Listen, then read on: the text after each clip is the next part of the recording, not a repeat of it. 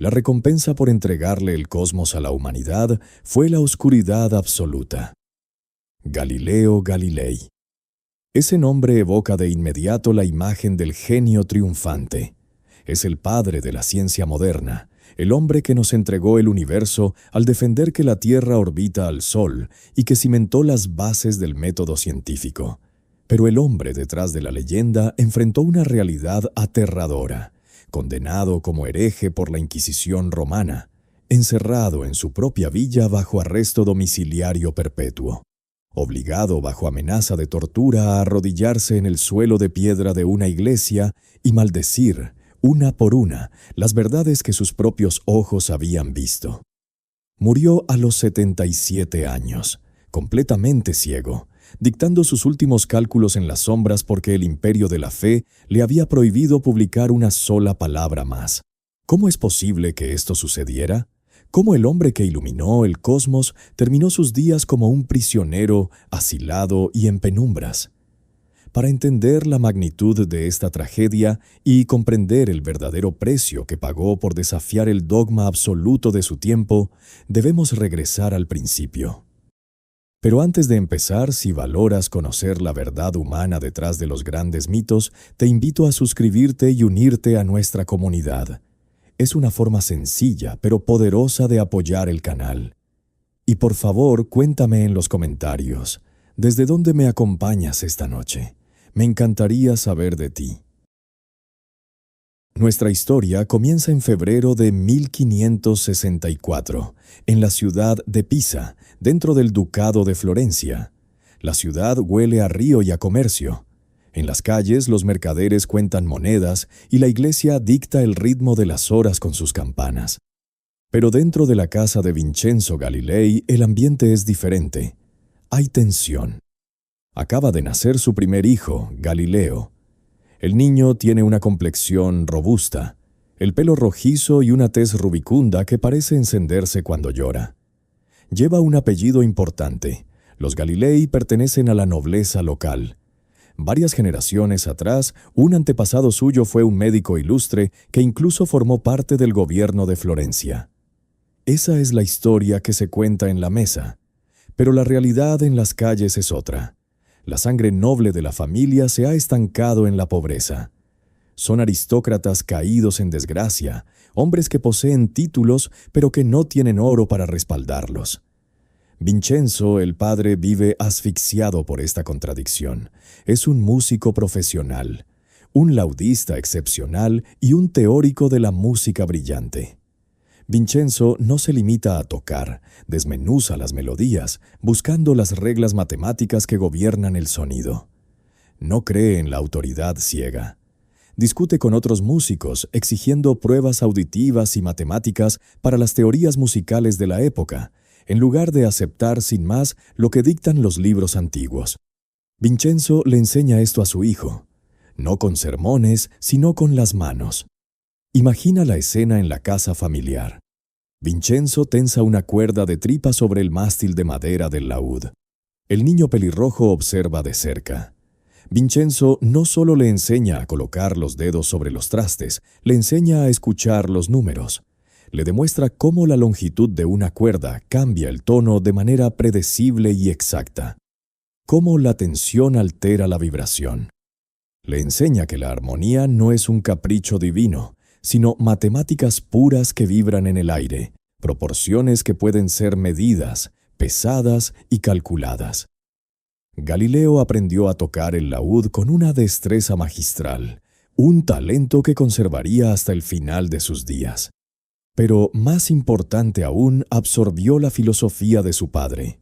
Vincenzo era un teórico musical rebelde. Despreciaba abiertamente a los académicos de su época, aquellos que dictaban reglas musicales basándose únicamente en textos antiguos sin molestarse en probar los instrumentos. Para Vincenzo, los libros de los antiguos filósofos no valían nada si contradecían lo que el oído humano podía comprobar. La experiencia, le repetía a su padre, es la única maestra verdadera. El joven Galileo aprendió a desconfiar de la autoridad ciega. Aprendió que la verdad no se encuentra memorizando pergaminos polvorientos, sino observando la realidad física con tus propios sentidos. Era la semilla del método científico, plantada a través de las cuerdas de un laúd. Pero la experiencia empírica no llenaba los platos de comida. A medida que Galileo crecía, la sombra financiera sobre la familia se volvía más densa. Como hijo mayor, el peso del rescate caía directamente sobre sus hombros. Se esperaba que él consiguiera una profesión lucrativa para salvar a los Galilei de la ruina y pagar las futuras dotes de sus hermanas. A finales de la década de 1570, la familia se había mudado a Florencia. Buscando la mejor educación posible al menor costo, Galileo fue enviado a estudiar con los monjes del monasterio de Vallombrosa, una abadía enclavada en los oscuros y gélidos bosques de los montes Apeninos. Allí, rodeado de muros de piedra, cantos gregorianos y la estricta disciplina de la orden, el joven encontró algo inesperado. Encontró silencio. Lejos de las presiones económicas de su padre, lejos de la ansiedad constante por el estatus y el dinero, Galileo experimentó una profunda sed espiritual e intelectual. El rigor del estudio monástico apelaba a su mente analítica. A los 14 años, tomó una decisión que habría borrado su nombre de la historia. Se unió al noviciado. Quería ser monje. Cuando la noticia bajó de las montañas y llegó a Florencia, Vincenzo estalló en cólera. Un monje hace votos de pobreza. Un monje no gana dinero. Un monje, encerrado en un claustro rezando por la salvación de su alma, no puede pagar las dotes de sus hermanas ni restaurar el honor de la familia. Los registros históricos y los relatos de su primer biógrafo, Vincenzo Viviani, confirman la violenta reacción paterna. Vincenzo no envió una carta. Montó a caballo, cabalgó hasta los Apeninos, irrumpió en el monasterio de Vallombrosa y sacó a su hijo de allí por la fuerza.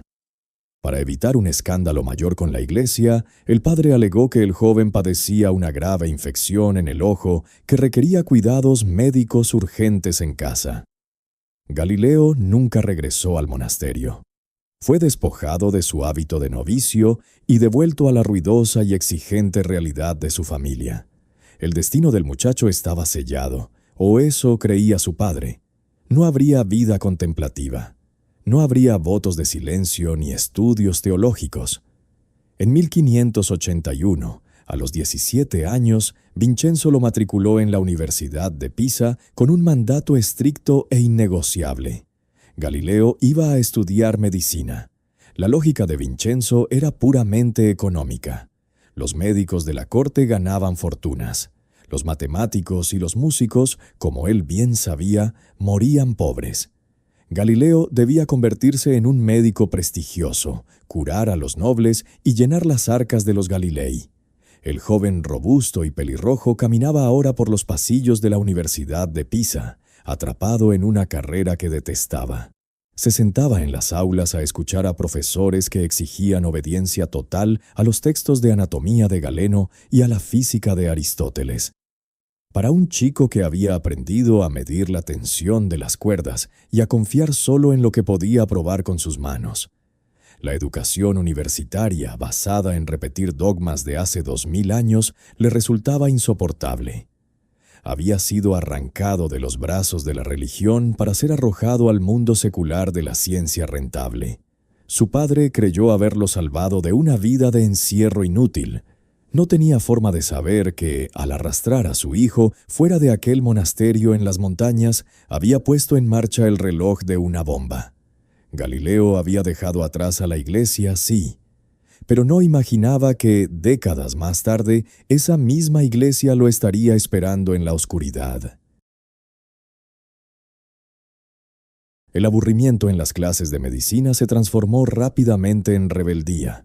Galileo discutía con sus profesores, cuestionaba los dogmas, exigía pruebas físicas para las teorías que le obligaban a tragar.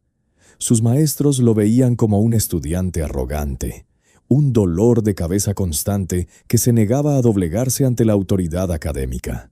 Y entonces, un momento de pura observación cotidiana hizo saltar todo por los aires. Avanzamos a 1583.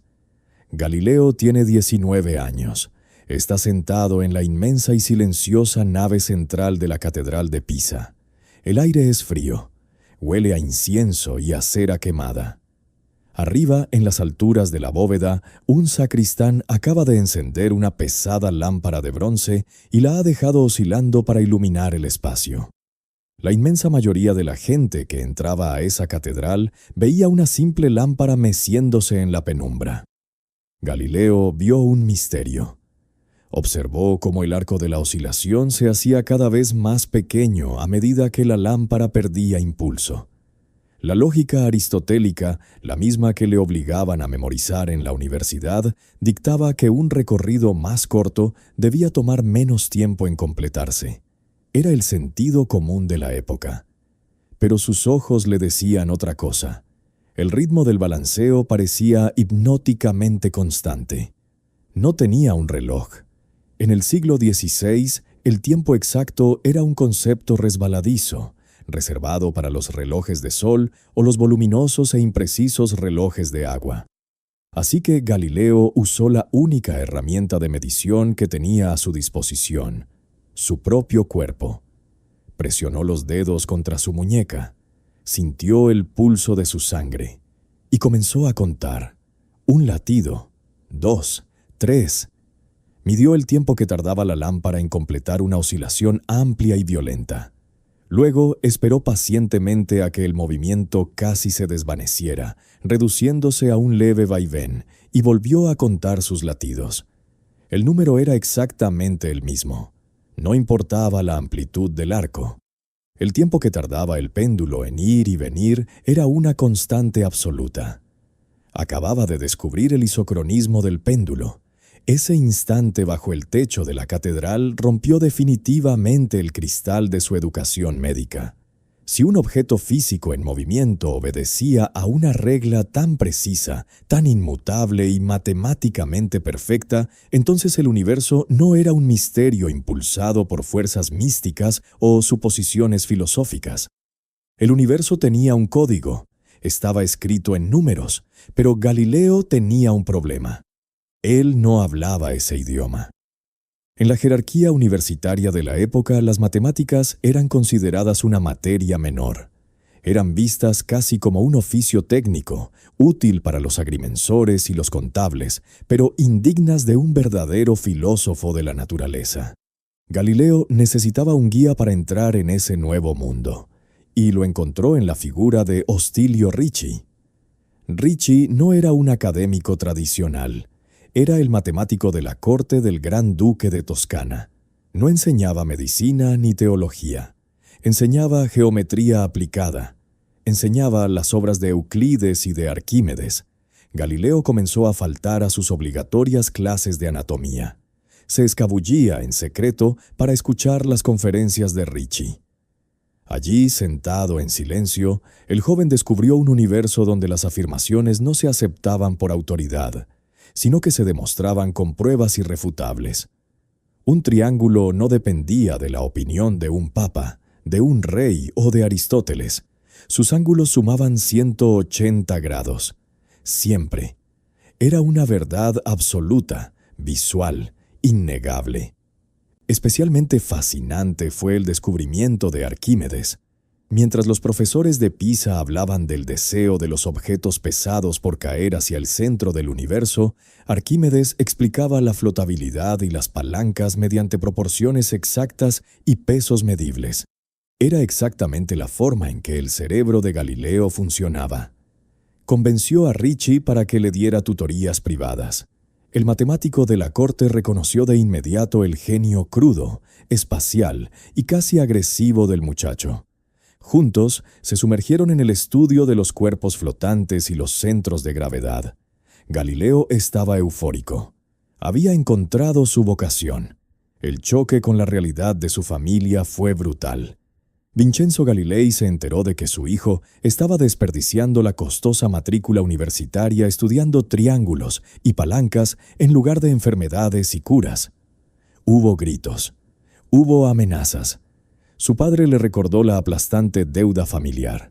Le recordó que sus hermanas necesitarían dotes para casarse y que sin un título de médico, la familia entera se hundiría en la miseria. Le exigió que volviera a los libros de Galeno, pero ya era demasiado tarde. La mente de Galileo había sido calibrada por la geometría. No había vuelta atrás. En 1585 tomó la decisión que definiría el resto de su existencia. Abandonó la Universidad de Pisa, empacó sus pocas pertenencias y regresó a Florencia. No tenía un título médico, no tenía una profesión oficial, no tenía ingresos. A los ojos de su padre y de la estricta sociedad renacentista, era un fracaso absoluto. Un desertor académico de 21 años que había tirado por la borda el futuro de su familia por una obsesión inútil con los números y las formas. Galileo había perdido su estatus y había enfurecido a su familia. Pero había encontrado su arma. Había descubierto que el mundo físico respondía a leyes que cualquier hombre podía medir, si tan solo se atrevía a mirar y a contar. Había encontrado la llave matemática para descifrar la obra de Dios. Era el año 1585. Galileo tenía 21 años y, a los ojos de la estricta sociedad renacentista, su vida ya era un fracaso. Se había encerrado en su habitación, ignorando las quejas familiares sobre la ruina económica que se avecinaba. No estaba perdiendo el tiempo. Estaba devorando los textos de Arquímedes. Estaba buscando la forma de medir lo invisible. Un año después construyó su respuesta. La llamó la balanza hidrostática. No era un simple instrumento de metal, era una declaración de intenciones. Inspirado en la leyenda de la corona de oro de Arquímedes, Galileo diseñó un mecanismo de precisión capaz de pesar objetos tanto en el aire como sumergidos en agua. Podía calcular la densidad exacta de los metales. Podía desenmascarar a un joyero fraudulento con pura matemática. El invento no le hizo rico, pero hizo algo mucho más importante. Hizo que su nombre cruzara las fronteras de la Toscana. Los eruditos comenzaron a hablar de un joven prodigio que no filosofaba sobre la naturaleza, sino que la medía. Esa pequeña fama le dio valor. En el otoño de 1587, empacó sus teoremas y viajó a Roma. Caminó por los imponentes pasillos del Colegio Romano para presentarse ante el matemático más poderoso de Europa, el jesuita Christopher Clavius. Era el hombre que había reformado el calendario para el Papa. Clavius, un veterano de la astronomía, recibió al joven impetuoso, leyó sus demostraciones sobre los centros de gravedad. Y para sorpresa de muchos, el gran jesuita quedó profundamente impresionado. Le dio su bendición académica. El respaldo de Clavius, sumado a la influencia de un noble mecenas llamado Guidobaldo del Monte, obró un milagro. En 1589, las puertas de la Universidad de Pisa volvieron a abrirse. El mismo joven que había abandonado sus aulas por negarse a memorizar dogmas médicos, regresaba ahora con un contrato oficial. Tenía 25 años. Era el nuevo catedrático de matemáticas. Aquí es donde la historia oficial nos pide que imaginemos una escena gloriosa. El mito fundacional de la ciencia moderna. Todos conocemos la imagen. El joven profesor rebelde, harto de la ignorancia de sus colegas, los convoca al pie de la torre inclinada de Pisa. Sube los interminables escalones de mármol blanco. Se asoma al vacío desde el campanario. En una mano sostiene una pesada bala de cañón de plomo. En la otra, una pequeña bola de madera. Abajo, los viejos profesores aristotélicos observan con desdén. Galileo suelta ambas esferas. La multitud contiene el aliento. Los dos objetos cortan el aire y golpean el suelo exactamente en el mismo instante. Un solo y estruendoso golpe que hace añicos 2000 años de física aristotélica. Es una historia perfecta, un triunfo cinematográfico de la evidencia empírica sobre la fe ciega. Pero cuando revisas los documentos y las cartas de la época, te encuentras con un enorme vacío. Galileo nunca escribió una sola palabra sobre este espectáculo público en la torre. No hay registros en la universidad. No hay crónicas en los periódicos locales. Quien inventó esta escena fue su secretario, Vincenzo Viviani, décadas más tarde. Viviani escribía la biografía póstuma de su maestro y necesitaba construir un mito. Necesitaba un héroe. La realidad es mucho menos teatral, pero infinitamente más rigurosa. Otros científicos, como el flamenco Simon Stavin, ya habían realizado experimentos físicos dejándolos caer desde torres. Galileo no necesitaba un circo público para probar su punto. Probablemente realizó el experimento de la torre como un simple ejercicio mental, un experimento de pensamiento para demostrar lo absurdo de la teoría antigua. Su verdadera revolución no ocurrió en un balcón. Ocurrió en su laboratorio y en sus aulas, entre 1589 y 1592. Aristóteles había dictado una regla que el mundo entero aceptaba como ley divina. Un objeto 10 veces más pesado caerás 10 veces más rápido. Era una cuestión de lógica filosófica. Los objetos pesados deseaban llegar al centro del universo con más urgencia. Galileo destrozó ese deseo con rampas de madera. Tomó tablones largos y los pulió hasta que quedaron lisos como el cristal. Hizo rodar esferas de bronce por la pendiente para ralentizar la caída y poder medirla. No tenía cronómetros, así que usó un reloj de agua. Pesaba las gotas que caían en un vaso durante el tiempo que la esfera tardaba en recorrer la rampa. Repitió el proceso cientos de veces. Alteró los pesos, alteró las inclinaciones. Los números no mentían. La aceleración era uniforme. La gravedad tiraba de todos los objetos exactamente con la misma fuerza, sin importar su masa. La naturaleza no leía a Aristóteles. Si Galileo se hubiera limitado a publicar sus números en silencio, quizá su vida habría sido pacífica.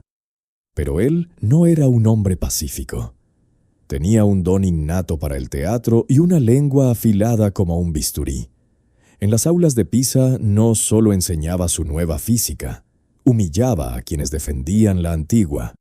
En los debates públicos arrinconaba a los viejos profesores de filosofía. Escuchaba sus silogismos latinos y luego los destrozaba con un sarcasmo implacable, demostrando que no sabían nada del mundo real. Su rebeldía era física. Se negaba a usar la tradicional toga académica fuera del horario de clases, argumentando que era una pretensión ridícula que solo servía para ocultar la ignorancia. Escribió un poema satírico de 300 líneas burlándose de la vestimenta obligatoria y de los académicos que se escondían detrás de ella. Para Galileo, si una idea no podía demostrarse con pesos y medidas, no valía nada. Y no tenía reparos en decírselo en la cara a los hombres más respetados de la ciudad. Estaba en lo cierto. Había descubierto la ley de la caída de los cuerpos. Había sentado las bases de la mecánica clásica. Pero tener razón no te hace inmune a las consecuencias. Sus colegas aristotélicos lo despreciaban, lo veían como un alborotador arrogante que amenazaba el orden natural de la academia. Y ellos tenían el poder. En el verano de 1592, la Universidad de Pisa se negó a renovar su contrato. Tenía 28 años y estaba oficialmente desempleado. En la Italia del siglo XVI, una dote no era un simple regalo de bodas. Era un contrato legal brutal. Para una familia de la baja nobleza empobrecida como los Galilei, era una sentencia de muerte financiera.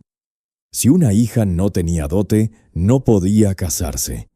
Si no podía casarse, le esperaba el convento o la ruina social absoluta. Un año antes, en 1591, su padre, Vincenzo, había muerto. Al exhalar su último aliento, le pasó a Galileo el título de cabeza de familia, y con él le entregó una montaña de deudas. Su hermana Virginia acababa de casarse con un hombre llamado Benedetto Landucci. El contrato nupcial estipulaba un pago que la familia simplemente no tenía. Su otra hermana, Livia, también necesitaría un marido pronto. De repente, el genio que medía la caída de los cuerpos sentía un peso mucho más aplastante tirando de él hacia el abismo. Los registros históricos y las cartas de la época revelan un asedio constante. Landucci, su nuevo cuñado, no era un hombre paciente. Amenazó con demandar a Galileo. Amenazó con llevarlo a la prisión por deudas. La ansiedad comenzó a devorarlo. El tiempo se agotaba. Desesperado, Galileo movió sus hilos. Usó cada contacto, cada favor político que pudo mendigar a sus antiguos mecenas, hasta que la República de Venecia le lanzó un salvavidas. A finales de 1592 fue nombrado catedrático de matemáticas en la prestigiosa Universidad de Padua. Era un escape, un ascenso. El salario inicial era de 180 florines, casi el triple de lo que ganaba en Pisa. Pero cuando se sentó a la luz de las velas y trazó los números en su cuaderno, la sangre se le heló. Incluso con ese nuevo sueldo tardaría décadas en pagar lo que le debía a sus cuñados. La academia no iba a salvarlo. Tenía que convertirse en algo que los puros filósofos de la naturaleza despreciaban. Tenía que convertirse en un comerciante. Galileo transformó su mente matemática en una máquina de hacer dinero. En 1597 diseñó un instrumento brillante, el compás geométrico y militar. No era un simple compás de dibujo. Era una calculadora analógica de bronce, grabada con escalas precisas. Permitía a los ingenieros calcular volúmenes, a los artilleros determinar la trayectoria exacta de las balas de cañón y a los comerciantes convertir monedas al instante. Pero una idea en un papel no genera monedas de oro. Necesitaba producción en masa. Instaló un taller en su propia casa. Contrató a un hábil artesano local llamado Marc Antonio Mazzoleni y lo puso a vivir allí, bajo su mismo techo, junto con su esposa y su hijo. Mazzoleni fundía el latón y fabricaba los compases. Galileo los vendía a precios exorbitantes a los nobles y militares de toda Europa. Y no se detuvo ahí. Cobraba tarifas adicionales y obligatorias por enseñarles a usar el instrumento. Para maximizar sus ingresos, convirtió su hogar en una pensión para estudiantes ricos. Les cobraba por la cama, por la comida, por la leña que quemaban y por las tutorías privadas. La casa de Galileo en Padua se transformó en un caos ruidoso, un taller de herramientas golpeando metal a todas horas, una pensión de estudiantes arrogantes, un comedor atestado. Y en medio de ese torbellino, el hombre que desentrañaría los misterios del universo intentaba ahogar su propio pánico. Los libros de contabilidad que Galileo dejó atrás muestran una contradicción fascinante y oscura. Anotaba cada gasto con una precisión obsesiva y casi mezquina. Regateaba hasta el último centavo con sus acreedores y calculaba el costo exacto de la comida de sus huéspedes. Sin embargo, en esos mismos libros hay un gasto que desafía toda lógica de ahorro. Gastaba sumas exorbitantes en una sola cosa, vino de la más alta calidad. Para Galileo, el vino no era una bebida. Era, en sus propias palabras, luz solar unida por el agua. Era su único escape. Una copa tras otra, en la soledad de su estudio, para silenciar el terror a la bancarrota y la presión de sus cuñados. Ese terror a la ruina financiera moldeó su vida íntima de una forma profundamente calculadora. Necesitaba compañía, anhelaba el calor de un hogar en medio de su frenética vida comercial. Pero se negaba rotundamente a asumir el costo legal de una esposa. Así que inició una relación con una mujer veneciana llamada Marina Gamba. Marina no era noble. Pertenecía a una clase social inferior, lo que le venía perfectamente al matemático. Vivieron juntos durante más de una década. Compartieron la cama. Criaron a 3 hijos: Virginia, nacida en 1600, Livia, al año siguiente, y finalmente un niño, Vincenzo, en 1606. Pero Galileo nunca se casó con ella. Mantenerla como su amante significaba que no tenía que pagar una dote ni firmar contratos matrimoniales. Significaba que, ante la ley, sus hijas eran ilegítimas. Y en la cruel aritmética de la sociedad renacentista, una hija ilegítima era un problema financiero mucho menor. No se esperaba que se casaran con nobles. podían ser enviadas a un convento por una fracción del costo de una dote aristocrática. El hombre que exigía pruebas físicas y verdades absolutas en la ciencia construyó su vida personal sobre la conveniencia, el secreto y la evasión. A Marina la mantenía en las sombras, separada de sus círculos académicos y de sus mecenas. A sus propias hijas las veía a través del frío lente de la economía familiar. Galileo había sobrevivido a la crisis. Había convertido su genio en una industria rentable. Estaba pagando las deudas de su padre a base de vender compases de bronce y alquilar habitaciones. Pero el precio de esa supervivencia fue una dureza de espíritu que lo acompañaría hasta la tumba. Había aprendido a medirlo todo: la gravedad, el tiempo, la geometría, las estrellas. Y trágicamente también había empezado a medir a las personas según su utilidad y su costo. Cuando un hombre reduce a la mujer que comparte su cama y a los hijos de su propia sangre a simples números en un libro de contabilidad, ¿sigue siendo un genio que busca la luz o se ha convertido en prisionero de su propia oscuridad? Una nueva luz había aparecido en la constelación de Ofiuco. Era una estrella brillante, repentina, que nadie había visto antes. Hoy la conocemos como la supernova de Kepler. Para nosotros es un fenómeno astronómico fascinante. Para un hombre del siglo XVII era una herejía visual. Durante 2000 años la doctrina de Aristóteles había dictado una regla inquebrantable. Los cielos estaban hechos de éter. Eran perfectos, inmutables y eternos. Nada nacía y nada moría más allá de la órbita de la luna.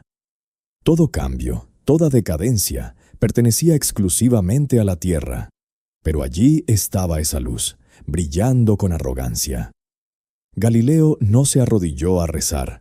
Sacó sus instrumentos, midió la posición de la nueva estrella noche tras noche. Buscó lo que los astrónomos llaman paralaje, el cambio aparente de posición de un objeto cuando se observa desde diferentes ángulos. Si la luz estaba en la atmósfera terrestre, su posición debería cambiar ligeramente respecto a las estrellas de fondo. No hubo ningún cambio. La matemática fue implacable. La nueva estrella estaba en el firmamento profundo. Los cielos, contra todo lo que enseñaba la Iglesia y la Academia, podían cambiar. El dogma estaba sangrando. Esa chispa de rebelión se convirtió en un incendio 5 años después. Corría el verano de 1609. Un rumor extraño llegó a los canales de Venecia. Se decía que un fabricante de anteojos holandés había metido 2 lentes en un tubo de plomo. Al mirar por un extremo, los objetos lejanos parecían mágicamente cercanos. Aquí es donde la historia popular nos miente. Pregúntale a cualquiera en la calle y te dirá que Galileo inventó el telescopio. Es un mito hermoso, pero es falso. Galileo no inventó el telescopio, ni siquiera vio el modelo original holandés, solo escuchó el rumor. Pero mientras los mercaderes veían en ese tubo un juguete curioso para espiar barcos, Galileo vio un rompecabezas geométrico. Su mente visual, entrenada en las proporciones y la física, descifró el secreto en menos de 24 horas. Entendió exactamente cómo la luz debía refractarse a través de un cristal cóncavo y uno convexo para engañar al ojo humano. Regresó corriendo a su taller en Padua. Y entonces el profesor se convirtió en artesano. Galileo era una criatura nocturna. Pasaba las noches despejadas observando las estrellas y los días encerrado en su taller. Durante semanas, el polvo de vidrio cubrió su ropa. Sus manos, que antes solo sostenían tiza y plumas, se llenaron de ampollas por pulir febrilmente trozos de cristal veneciano. Los holandeses habían logrado un aumento de 3 veces. Galileo pulió lentes hasta alcanzar un aumento de 8, luego de 20. Finalmente encajó los cristales en un tubo de madera forrado en cuero y miró a través de él. Había creado un telescopio de 30 aumentos. Los militares de Venecia quedaron extasiados.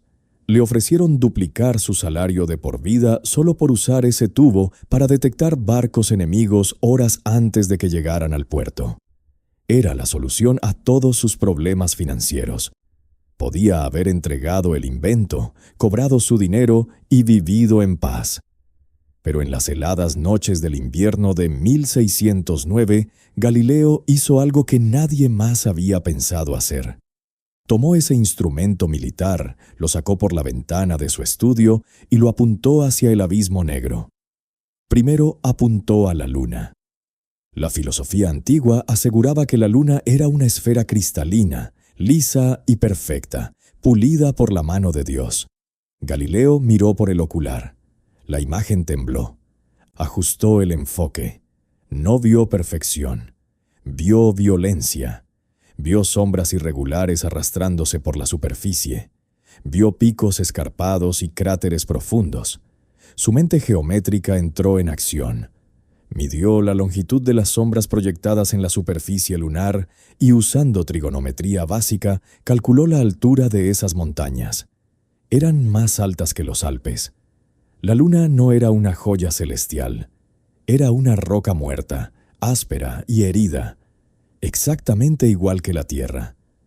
Semanas después, el 7 de enero de 1610, giró su tubo hacia Júpiter. Vio el planeta como un disco luminoso, pero a su lado notó 3 estrellas diminutas, alineadas perfectamente en el ecuador del gigante gaseoso. Anotó su posición en su cuaderno y se fue a dormir. La noche siguiente volvió a mirar. Las estrellas se habían movido. Estaban en el lado opuesto del planeta. Durante una semana Galileo olvidó comer. Olvidó el frío. Noche tras noche rastreó esos puntos de luz. Pronto descubrió un cuarto. No eran estrellas de fondo. Estaban atrapadas por la gravedad de Júpiter. Eran lunas. Ese descubrimiento fue un golpe mortal al corazón del universo antiguo.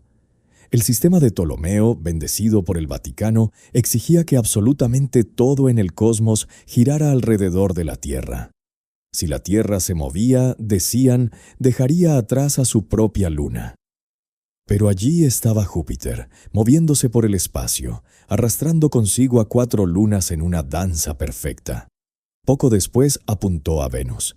Descubrió que el planeta tenía fases. Pasaba de ser una media luna a un círculo completo, igual que nuestra luna. Eso era físicamente imposible a menos que Venus estuviera orbitando el Sol, no la Tierra. En cuestión de meses, desde la soledad de su balcón en Padua, Galileo había destruido milenios de cosmología. En marzo de 1610 publicó sus descubrimientos en un pequeño tratado titulado El mensajero sideral. No estaba escrito en el tono prudente de un académico. Estaba escrito con la urgencia de un hombre que acaba de ver el rostro de Dios. El libro se agotó en días. La onda expansiva sacudió a toda Europa. La reacción de la vieja guardia fue patética y desesperada. Los profesores aristotélicos de las universidades italianas se negaron rotundamente a mirar por el ocular del telescopio. Argumentaban que el cristal estaba embrujado. Decían que las lunas de Júpiter eran ilusiones ópticas creadas por las lentes, no realidades del cielo. Si Aristóteles no las había mencionado, simplemente no podían existir. Galileo los destrozó con su sarcasmo habitual. Se burló de ellos en público. Los llamó cobardes intelectuales que preferían cerrar los ojos antes que admitir que su mundo de papel se estaba quemando. Pero necesitaba un aliado. Necesitaba que alguien con autoridad irrefutable validara lo que sus ojos habían visto. Esa validación llegó desde Praga. Johannes Kepler, el matemático imperial y la mente astronómica más brillante del Sacro Imperio Romano Germánico, leyó el pequeño tratado de Galileo. Kepler no tenía un telescopio de 30 aumentos. No podía ver las lunas por sí mismo. Pero entendía la óptica. Entendía la matemática detrás de las lentes. Kepler publicó una carta abierta respaldando incondicionalmente los descubrimientos telescópicos de Galileo. Fue un acto de inmensa generosidad intelectual. Con la firma de Kepler, el debate terminó. Los negacionistas quedaron reducidos a un eco amargo del pasado. Galileo había triunfado. El profesor endeudado de Padua era ahora el científico más famoso del mundo. Había arrancado a la humanidad de su pedestal en el centro del universo y le había mostrado la inmensidad real del abismo estrellado. Tenía fama, tenía poder, tenía la razón absoluta. Pero al probar que la Tierra se movía, había encendido una mecha que llegaba directamente hasta Roma. Él creía que la verdad empírica era un escudo impenetrable. No tenía idea de que este sería el último año en que el mundo lo aplaudiría sin reservas. Nos gusta imaginar al científico puro, al pensador solitario que mira las estrellas y entrega sus descubrimientos a la humanidad con las manos abiertas, motivado únicamente por la búsqueda de la verdad. Galileo no era ese hombre. Galileo era un estratega implacable. Cuando descubrió las 4 lunas que orbitaban Júpiter, no vio solo cuerpos celestes girando en el vacío. Vio una moneda de cambio. Vio su billete de salida hacia la riqueza. Y en la Italia del siglo XVII, el poder absoluto y la riqueza infinita residían en una sola casa, los Medici. Durante meses, mientras rastreaba esos 4 puntos de luz bailando alrededor de Júpiter, Galileo había estado forjando un plan político. Sabía que los duques y reyes europeos pagaban fortunas por astrólogos que alinearan las estrellas con sus linajes. Si las constelaciones antiguas ya estaban ocupadas por dioses paganos y héroes míticos, él iba a ofrecer algo mejor. Iba a vender estrellas nuevas. En marzo de 1610, mientras la tinta del mensajero sideral aún estaba fresca en la imprenta, tomó una decisión política brillante y profundamente calculada. No bautizó a los nuevos mundos con los nombres de la mitología antigua. Los llamó astros mediceos, las estrellas de los Medici. Envió una copia del libro encuadernada en cuero de lujo, junto con un telescopio de excelente calidad, directamente a Cosimo II de Medici, el gran duque de Toscana. En la dedicatoria, Galileo derramó una adulación diseñada al milímetro. Comparó a los 4 hermanos de la familia gobernante con las 4 lunas inmortales que acababa de descubrir.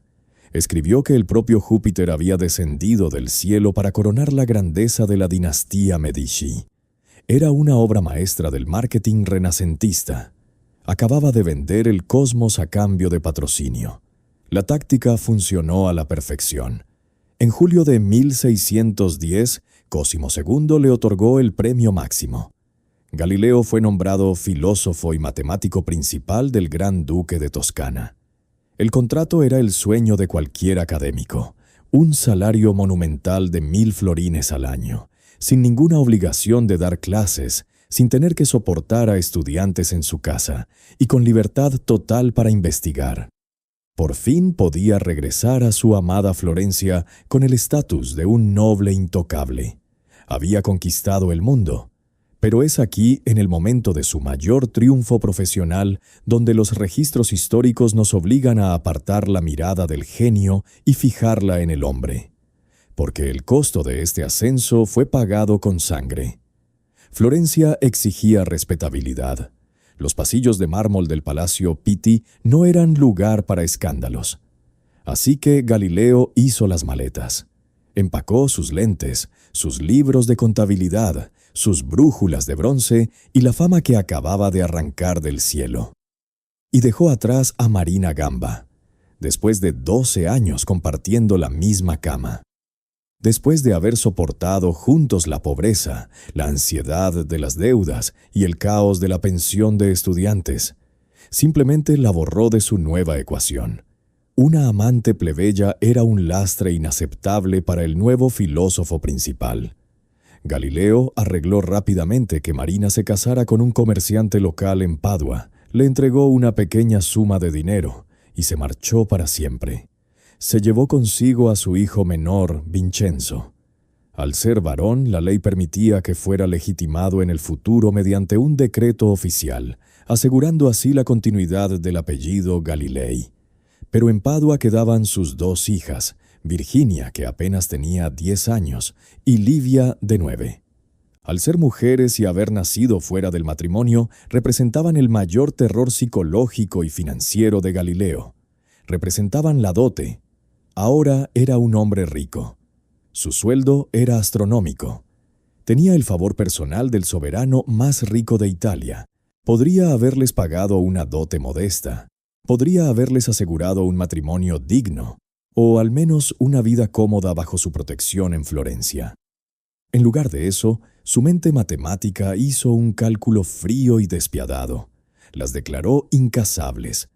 Tan pronto como las niñas cumplieron la edad legal mínima, 13 y 12 años respectivamente, Galileo utilizó sus poderosas conexiones políticas en la corte para eludir las estrictas reglas de la Iglesia. Las obligó a tomar los votos perpetuos. Las encerró en el convento de San Mateo en Arcetri, a las afueras de Florencia. Este no era un refugio dorado para las hijas de la alta nobleza, donde las monjas vivían rodeadas de sirvientes y comodidades. San Mateo era un convento franciscano de extrema pobreza. Las cartas y registros de la época nos muestran una realidad brutal. Las paredes de piedra rezumaban humedad. La comida escaseaba durante los crudos inviernos toscanos. Las monjas pasaban frío crónico, hambre y sufrían enfermedades constantes sin atención médica adecuada. Virginia, que tomaría el nombre de Sor María Celeste, y Livia, rebautizada como Sor Arcángela, cruzaron esas pesadas puertas de madera sabiendo que jamás volverían a salir. Su padre, el hombre que exigía pruebas físicas para creer en cualquier fenómeno, las había sepultado en vida basándose puramente en la conveniencia económica. El contraste es devastador. El hombre que había roto las esferas de cristal del universo antiguo, el genio que había liberado a la humanidad de los límites de la Tierra para mostrarles la inmensidad del espacio infinito, condenó a su propia sangre a vivir y morir dentro de 4 muros de piedra helada. Todo para proteger su fortuna. Todo para no pagar una dote. Esta es la oscuridad que la leyenda de la ciencia moderna suele omitir. Galileo medía la gravedad, la refracción de la luz y el movimiento de los astros con una precisión absoluta, pero aplicaba esa misma frialdad matemática a las vidas humanas. Para él, las personas eran pesos en una balanza hidrostática. Si sumaban a su gloria, las elevaba. Si amenazaban su estatus o su bolsillo, las descartaba sin dudar un segundo. Instalado en Florencia, Galileo se sentía invencible. Caminaba por los jardines del palacio, cenaba con duques y cardenales y escribía sus tratados bajo el sol brillante de la Toscana. Había ganado el juego del poder. Protegido por el inmenso escudo político de los Medici, creía que podía seguir empujando los límites de la teología y la ciencia. Creía que podía reinterpretar las sagradas escrituras a la luz de sus descubrimientos telescópicos sin sufrir ninguna consecuencia. Era poderoso, era intocable, o al menos eso creía. Había olvidado que las estrellas que bautizó con el nombre de sus patrones no giraban alrededor de Florencia, y que, al acercarse demasiado al poder político y religioso, estaba atrayendo miradas mucho más peligrosas que las de sus viejos rivales universitarios. La maquinaria de la Inquisición ya había comenzado a moverse en las sombras de Roma. Para entender la trampa en la que Galileo estaba a punto de meterse, hay que entender la paranoia de su época. Era la Europa de principios del siglo XVII. La Iglesia católica estaba sangrando. La Reforma protestante había partido el continente por la mitad, arrebatándole millones de fieles a Roma.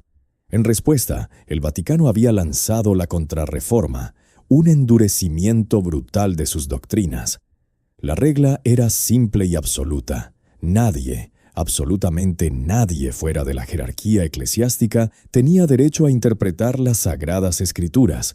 La Biblia se leía de forma literal. Cuestionar una sola coma del texto sagrado no era un debate académico, era herejía.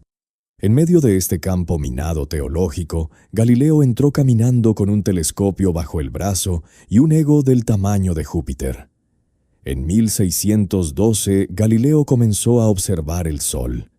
Para no quemar sus retinas, proyectaba la imagen del astro a través de su telescopio sobre una hoja de papel en blanco. Lo que vio fue otra blasfemia contra la física antigua. El Sol no era una esfera de fuego puro y perfecto. Estaba cubierto de manchas oscuras, cicatrices irregulares que aparecían, cambiaban de forma y desaparecían. Pero Galileo no fue el único en verlas. En Alemania, un poderoso matemático jesuita llamado Christoph Scheiner también había apuntado su telescopio al Sol. Scheiner era un hombre brillante, pero estaba atado por los dogmas de su orden. La doctrina aristotélica exigía que el Sol fuera inmaculado.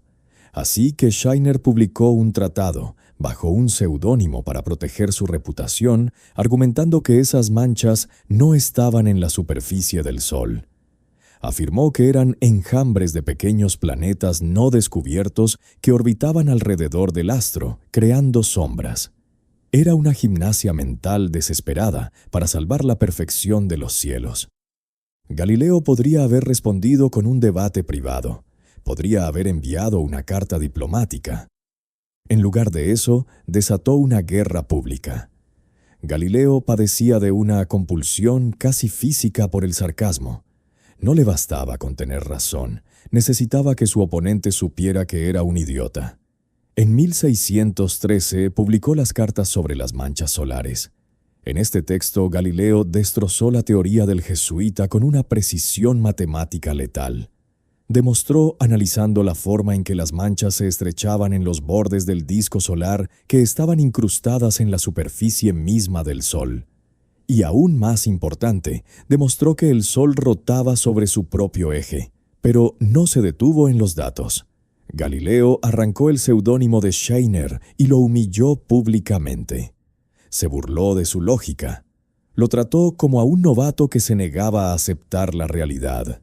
Imagina a un brillante director ejecutivo de tecnología de nuestra época utilizando los medios globales no solo para demostrar que el producto de su competidor es defectuoso, sino para insultar su inteligencia en vivo. Ganas el aplauso del público, pero te ganas un enemigo para toda la vida. Al humillar a Scheiner, Galileo se ganó la enemistad de la orden de los jesuitas. Y los jesuitas no eran simples monjes, eran las tropas de choque intelectuales del Papa, los principales astrónomos y censores de Roma. Galileo acababa de insultar a los únicos hombres en la Iglesia que tenían la capacidad matemática para defenderlo. Y en esas mismas cartas sobre las manchas solares, Galileo lanzó su mayor provocación. Por primera vez en letra impresa respaldó abiertamente el sistema de Copérnico. Afirmó sin dejar lugar a dudas que la Tierra se movía y que el Sol estaba quieto en el centro del universo. La guerra científica había terminado. La guerra cultural acababa de empezar. Los sectores más conservadores de la Iglesia, incapaces de refutar a Galileo con matemáticas, recurrieron a su arma definitiva, la Biblia. Desde los púlpitos de Florencia, los frailes dominicos comenzaron a denunciarlo. Citaban el libro de Josué, capítulo 10, donde el profeta le pide a Dios que detenga el sol en el cielo para tener más luz y ganar una batalla. La lógica de los sacerdotes era aplastante. Si Josué le pidió a Dios que detuviera el sol, significa que el sol se estaba moviendo. Si Galileo decía que el sol estaba quieto, Galileo estaba llamando mentiroso al Espíritu Santo. La presión social y política comenzó a asfixiarlo. Sus amigos en Roma le suplicaron que se callara. Le advirtieron que se limitara a las matemáticas y dejara la teología a los sacerdotes. Pero el silencio no estaba en su naturaleza. En diciembre de 1613, Galileo escribió una extensa carta a su estudiante y colaborador más leal, el monje Benedetto Castelli. En ella, Galileo argumentaba que la Biblia fue escrita para personas comunes, usando metáforas simplificadas para que pudieran entender la salvación. La ciencia, en cambio, era la observación directa de la obra de Dios. 2 años después, viendo que los ataques aumentaban, Galileo expandió este argumento en un manifiesto monumental, la Carta a la Gran Duquesa Cristina. Es uno de los documentos más brillantes y peligrosos jamás escritos en la historia de la ciencia. En sus páginas, Galileo propuso una idea revolucionaria. Argumentó que Dios había escrito 2 libros. El primer libro era la Biblia, dictada a los profetas. El segundo libro era el universo, el libro de la naturaleza, escrito frente a nuestros ojos. Y el libro de la naturaleza, insistió Galileo, estaba escrito en el lenguaje de las matemáticas. Si la lectura literal de la Biblia contradecía la evidencia física de un telescopio, argumentó Galileo, entonces los sacerdotes estaban interpretando mal el texto sagrado. La naturaleza no miente. Los teólogos sí se equivocan. Era una defensa magistral de la razón humana. Pero en el contexto de 1615 era un acto de arrogancia suicida. Galileo, un laico, un simple matemático de la corte sin ningún título teológico, le estaba diciendo a la Inquisición cómo debían hacer su trabajo. Les estaba diciendo que sus dogmas milenarios debían someterse a la autoridad de un tubo de plomo con 2 cristales venecianos. El documento comenzó a circular en secreto por toda Italia. Las copias pasaban de mano en mano cruzando las fronteras de los ducados hasta llegar a los escritorios equivocados en Roma. Los dominicos, furiosos por la insolencia del matemático florentino, tomaron la carta de Galileo y la enviaron directamente a las oficinas del Santo Oficio. La maquinaria de la Inquisición, lenta, silenciosa e implacable, comenzó a girar. Galileo había cruzado la línea. Había pasado de ser un matemático que construía juguetes ópticos a un laico rebelde que intentaba dictar teología. Había avergonzado a los jesuitas, provocado a los dominicos y desafiado la autoridad exclusiva del Vaticano para interpretar la realidad. El escudo protector de los Medici no podría detener lo que se avecinaba. La maquinaria legal del Santo Oficio había sido activada, y el hombre que exigía que el mundo mirara a través de su lente estaba a punto de descubrir el peso aplastante de la ceguera institucional. El 26 de febrero de 1616, el Papa Pablo V tomó una decisión drástica. Convocó a su principal teólogo, el temible cardenal Roberto Bellarmino.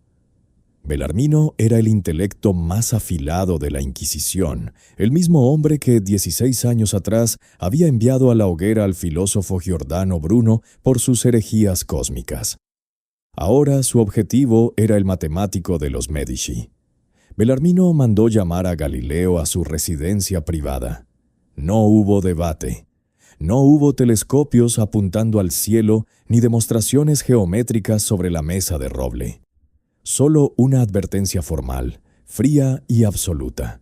El heliocentrismo de Copérnico fue declarado oficialmente insensato y absurdo en filosofía y formalmente herético. Se le ordenó a Galileo, bajo amenaza explícita de prisión, que abandonara por completo esa opinión. No podía sostenerla. No podía enseñarla. No podía defenderla de ninguna manera, ni de palabra ni por escrito. Galileo asintió. Aceptó la orden. El hombre que había desafiado a todo el establecimiento académico, el gigante que había reescrito la arquitectura de los cielos, agachó la cabeza ante el poder desnudo de la Inquisición. Durante los siguientes 7 años, el universo de Galileo se encogió. El filósofo principal del Gran Duque, acostumbrado a los reflectores y a la gloria internacional, se vio obligado a morderse la lengua. Pero el silencio absoluto era físicamente imposible para él. Su obsesión por la polémica, esa necesidad visceral de aplastar a todos sus rivales y demostrar su superioridad intelectual, necesitaba una válvula de escape. Si no podía hablar del movimiento de la Tierra, hablaría de otras cosas. Cometas, por ejemplo. En 1623 publicó El Ensayador. Oficialmente era un tratado brillante sobre el método científico y la naturaleza de la materia.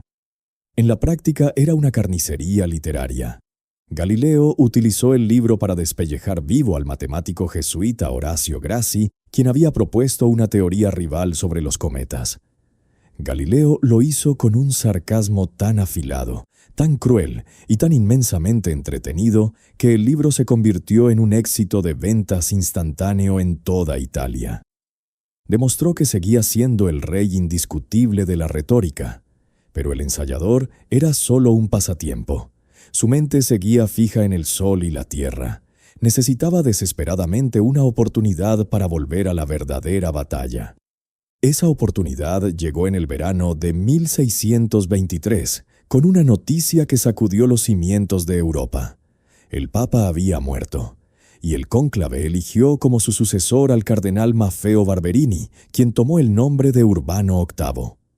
Para Galileo fue como si el cielo mismo se abriera.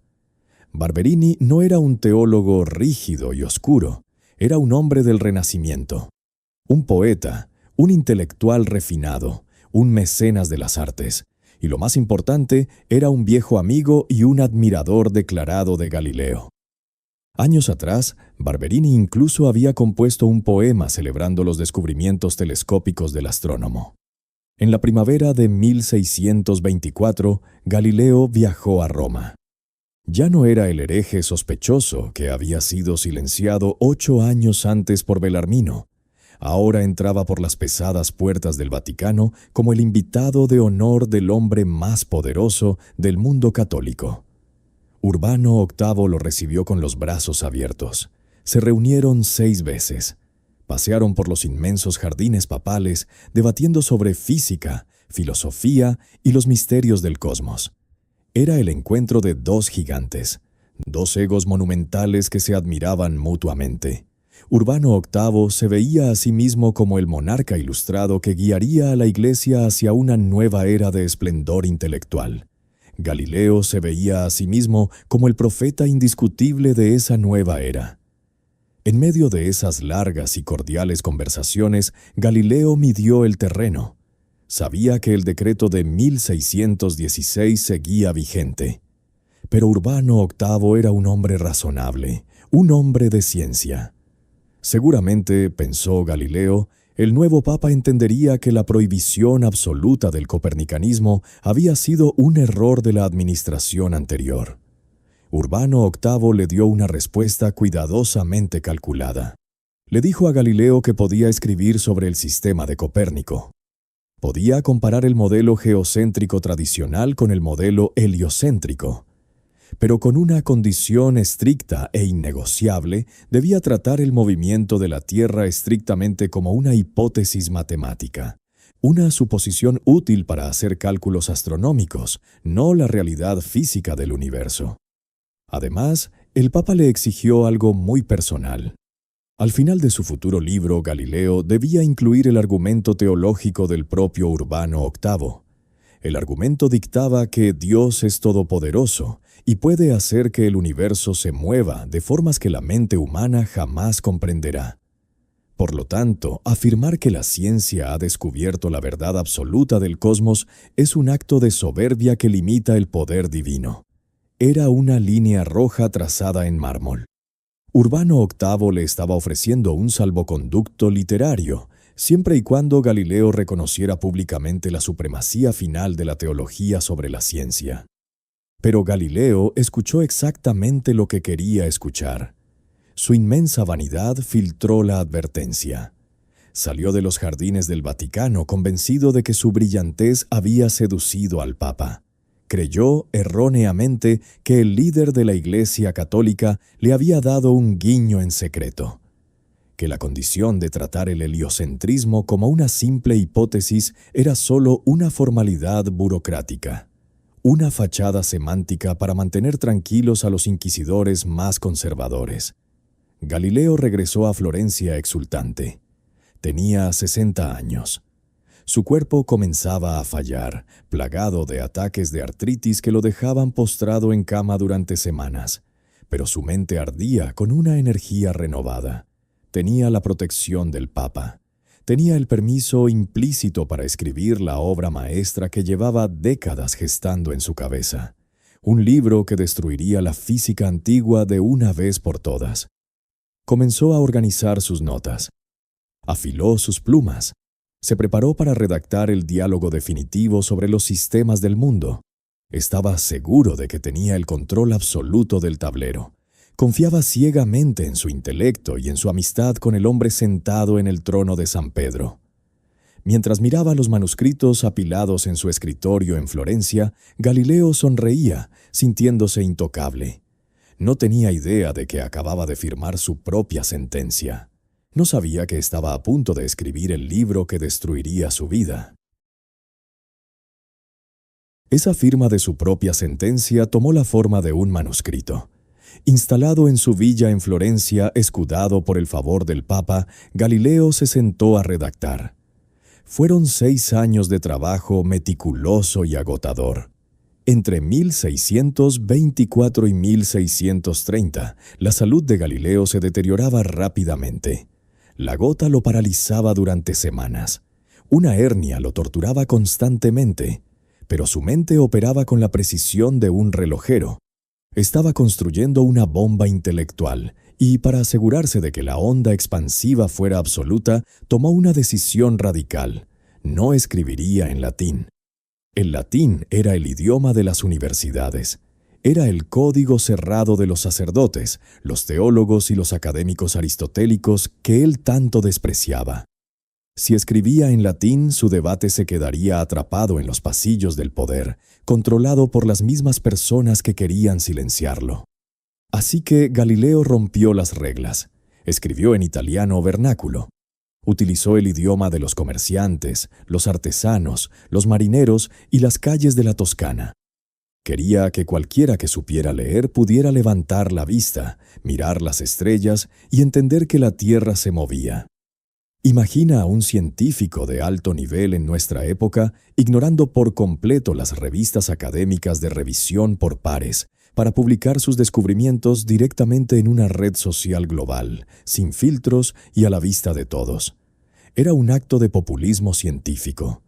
Y en la Europa del siglo XVII, democratizar el conocimiento teológico y cosmológico era un desafío directo al monopolio de la Iglesia. El proceso de publicación fue una odisea de engaños y retrasos. Un brote de peste bubónica aisló a Florencia de Roma, cortando las comunicaciones. Galileo aprovechó el caos administrativo, maniobró a través de los censores locales, obtuvo licencias cuestionables y forzó la impresión de su obra. Finalmente, en febrero de 1632, los diálogos sobre los 2 máximos sistemas del mundo salieron de la imprenta. No era un tratado de astronomía seco y matemático. Era una obra de teatro brillante, mordaz y profundamente entretenida. El libro estructuraba sus argumentos como una conversación de 4 días entre 3 personajes reunidos en un palacio veneciano. El primero era Salviati, un intelectual afilado y defensor del sistema de Copérnico. Salviati era, sin lugar a dudas, el alter ego del propio Galileo. El segundo era Sagredo, un noble culto y de mente abierta. Representaba al lector ideal, el hombre que escuchaba a ambos lados y, guiado por la razón, terminaba dándole la razón a Salviati. Y el tercero era Simplicio. Aquí es donde la genialidad de Galileo se transformó en una soberbia suicida. El nombre Simplicio pertenecía históricamente a un antiguo filósofo griego, pero en el italiano del siglo XVII la connotación era ineludible. Significaba el tonto, el simple, el ingenuo. Simplicio era el saco de boxeo del libro.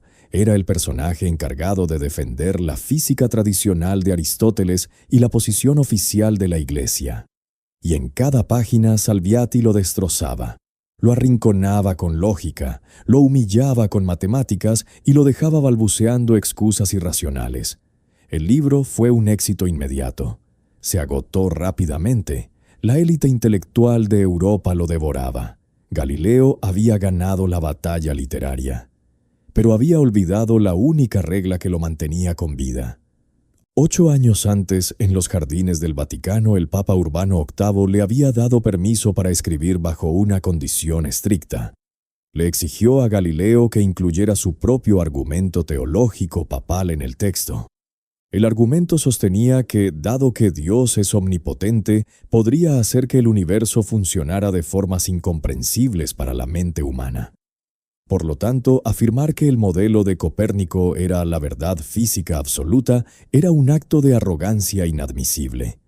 Galileo cumplió su promesa. Incluyó el argumento del Papa en la última página del libro, pero cometió un error de cálculo que aún hoy resulta difícil de comprender. Puso las palabras exactas del Papa, el argumento personal del hombre más poderoso del mundo católico, directamente en la boca de Simplicio. El tonto. Cuando Salviati y Sagredo escuchan este argumento final en el libro, no debaten. Simplemente lo desestiman con una cortesía condescendiente, cierran la conversación y se van a disfrutar de un paseo en góndola. Las primeras copias del libro llegaron a Roma en el verano de 1632. Los enemigos de Galileo, los jesuitas y los dominicos, que llevaban años esperando su oportunidad, no perdieron un segundo. Llevaron el texto directamente al Vaticano. Se aseguraron de que Urbano VIII leyera o escuchara exactamente cómo sus propias palabras salían de los labios de un idiota literario para el entretenimiento de toda Italia. El Papa no vio un tratado científico, vio una traición imperdonable. Vio una puñalada por la espalda de un hombre al que había protegido y admirado. Para entender la magnitud de este desastre, hay que mirar el mapa político de 1632. Urbano VIII no estaba sentado tranquilamente en su trono. La Guerra de los 30 años estaba destrozando Europa continental. Los ejércitos protestantes avanzaban y el Papa estaba siendo acorralado por los cardenales españoles, quienes lo acusaban abiertamente de ser demasiado débil, demasiado tolerante y de no defender la fe católica con la brutalidad necesaria.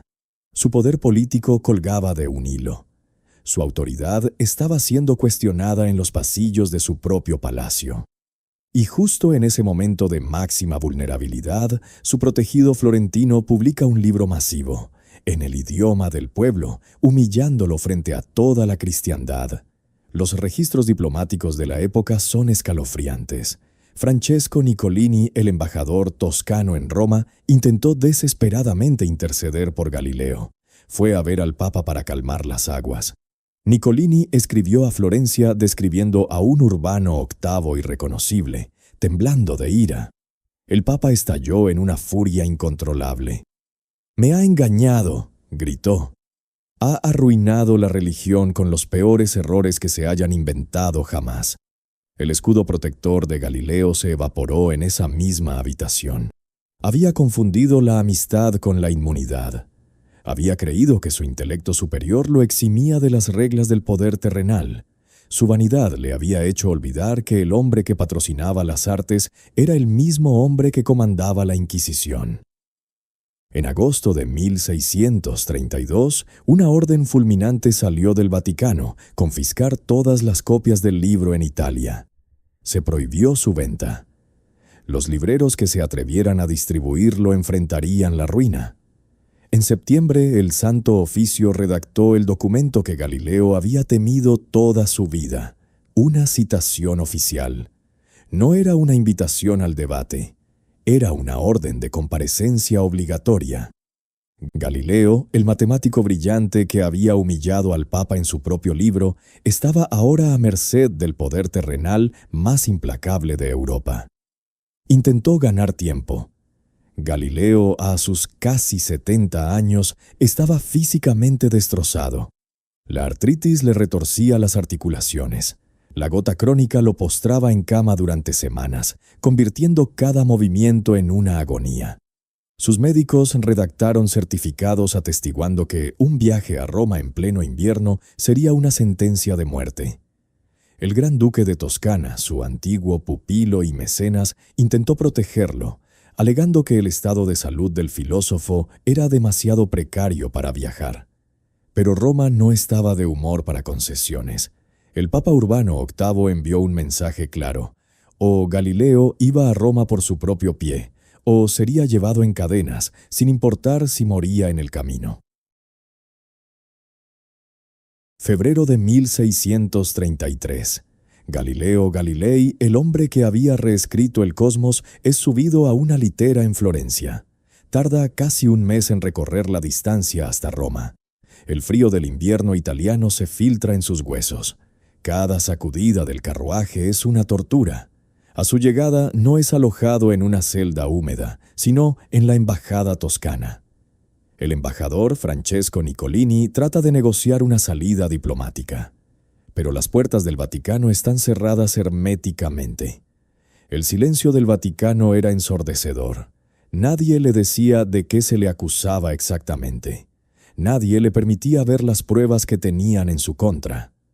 Era la táctica clásica y despiadada de la Inquisición dejar que la imaginación y el miedo hicieran el primer interrogatorio. Finalmente, en abril, las pesadas puertas del Santo Oficio se cerraron tras él. Frente a Galileo se sentó el padre Vincenzo Maculani, el comisario general de la Inquisición. Maculani no era un burócrata ignorante. Era un hombre brillante, calculador y metódico, y sabía perfectamente que no necesitaba debatir sobre matemáticas o astronomía. El juicio no trataba sobre si la Tierra orbitaba alrededor del Sol o si el universo era infinito. Trataba sobre la obediencia al poder.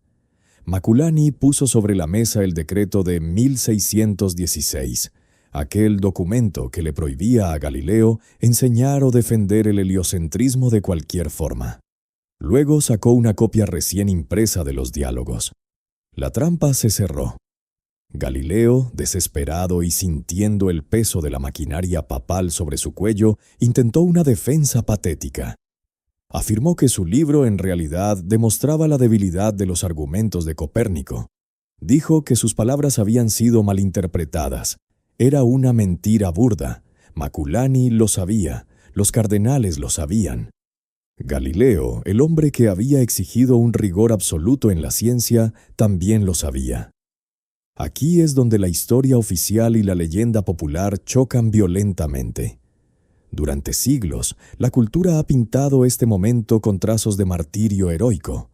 Nos han enseñado a imaginar a un Galileo feroz y desafiante, un titán de la razón arrojado a un calabozo húmedo, encadenado a un muro de piedra, con la piel desgarrada por los potros de tortura de la Iglesia Católica, negándose hasta el último aliento a ceder ante la ignorancia religiosa.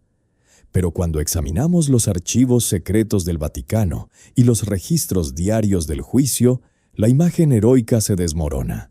La realidad es mucho más oscura y, de alguna manera, infinitamente más trágica. Galileo nunca pisó una celda subterránea. Durante su estancia en el Santo Oficio se le permitió dormir en los cómodos aposentos del fiscal y su comida era enviada por el embajador toscano. Nunca fue sometido a tormento físico. A su edad, con su estatus internacional y su frágil salud, la propia ley eclesiástica prohibía la tortura corporal severa. Pero Maculani no necesitaba romperle los huesos, solo necesitaba quebrar su mente. Por orden directa del Papa Urbano VIII, Galileo fue sometido al examen rigorosum. Lo escoltaron a una sala especial en las entrañas del tribunal. Allí, bajo la luz parpadeante de las antorchas, le mostraron uno por uno los instrumentos de tortura de la Inquisición. Las cuerdas, las poleas, los potros de estiramiento. Los inquisidores le explicaron con voz calmada y clínica exactamente lo que le harían a su cuerpo anciano si se negaba a confesar su intención herética. Galileo miró el acero y la madera.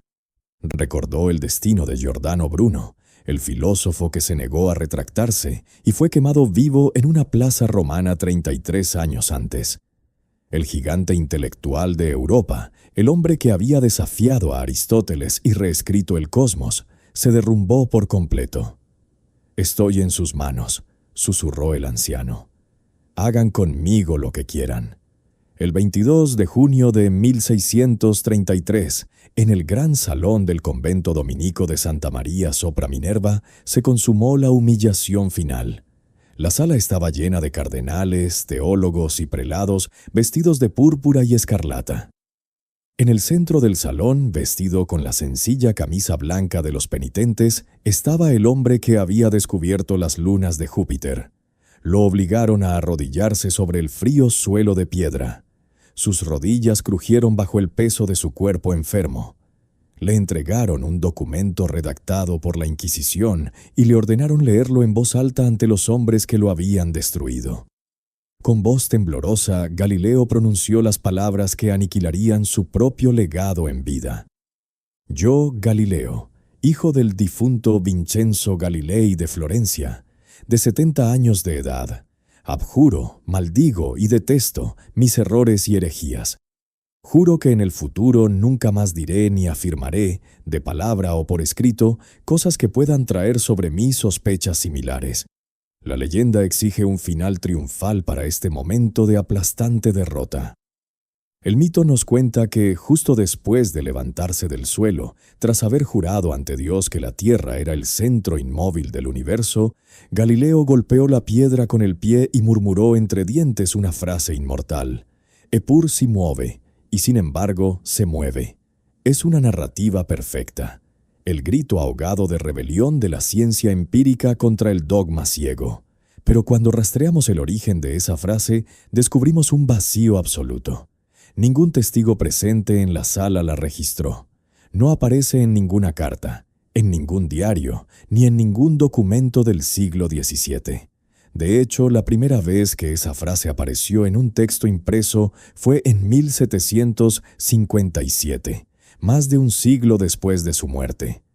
Fue popularizada por escritores románticos y polemistas que simplemente no podían soportar la idea de un genio derrotado.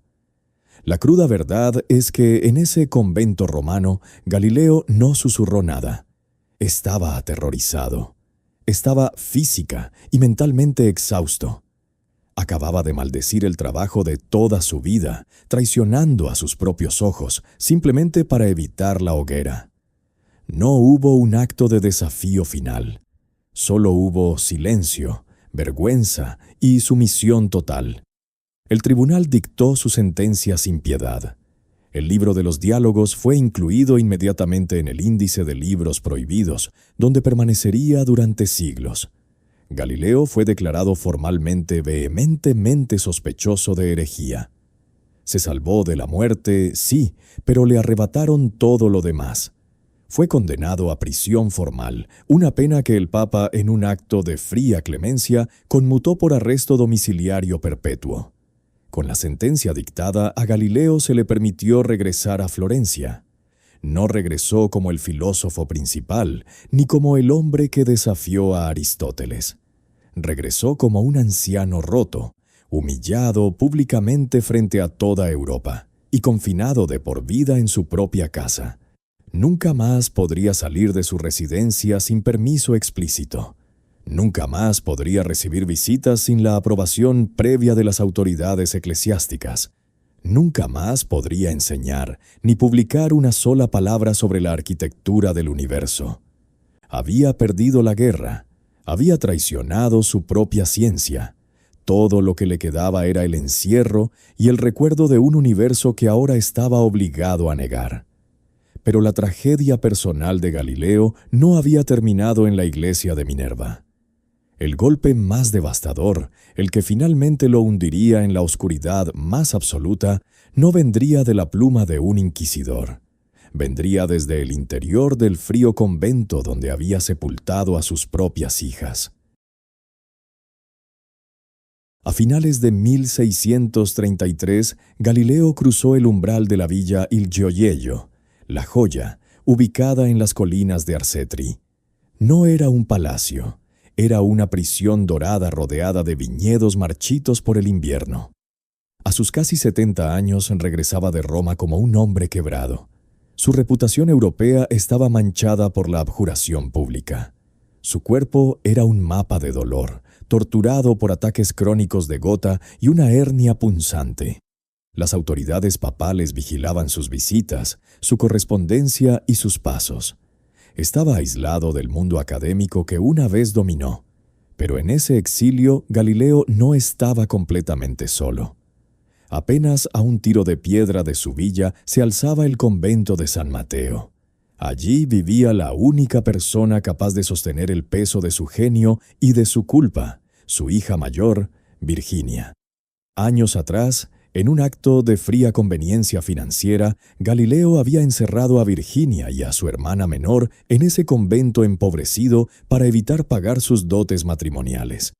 Fue una decisión despiadada, dictada por su obsesión con el estatus y el dinero.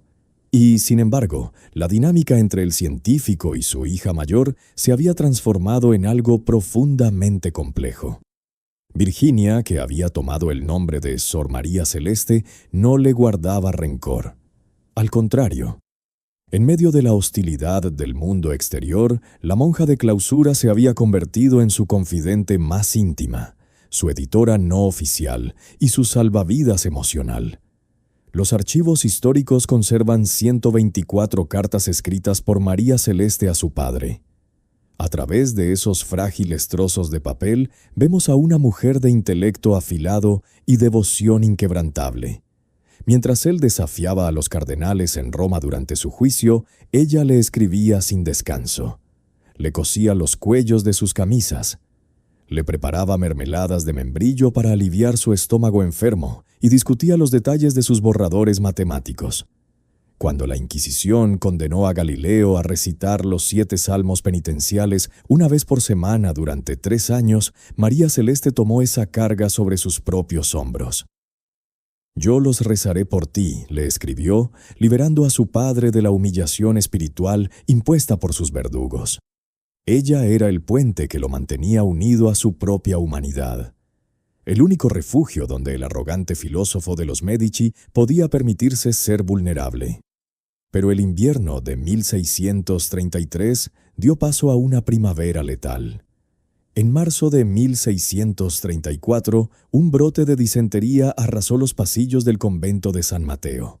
Las condiciones eran miserables. El frío de la Toscana se colaba por las piedras y la comida escaseaba. Sor María Celeste, físicamente agotada por los ayunos severos y la preocupación constante por el juicio de su padre, cayó gravemente enferma. Galileo, desafiando sus propios dolores articulares y las estrictas reglas de su arresto domiciliario, caminó hasta los muros del convento. Exigió la presencia de los mejores médicos de Florencia. Pagó medicinas costosas. Hizo todo lo que el dinero y la desesperación de un padre podían hacer. No fue suficiente. El 2 de abril de 1634, Virginia Galilei murió. Tenía 33 años. El impacto destruyó a Galileo.